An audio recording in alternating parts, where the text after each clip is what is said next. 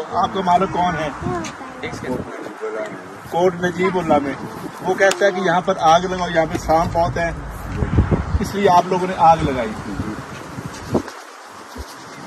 इसमें तो आग नहीं लगाई।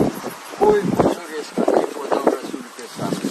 बहुत शुक्रिया। ये जब गाड़ी खड़ा किया हुई आया, फटूट निकाल दिया, फिर कुछ नहीं किया। रोड से ये जरा वीडियो बनाया ना मैंने। हाँ, ये वीडियो बना दिया। ये जब ये वीडियो बनी आपके सामने बनी है?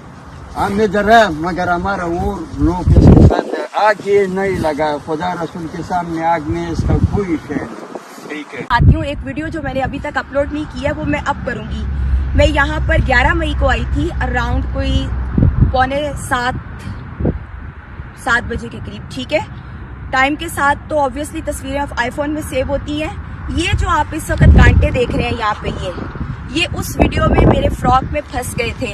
अब मैं वो वीडियो अपलोड करूंगी, वो वाली वीडियो के साथ ये वाली वीडियो। कांटे छुप गए।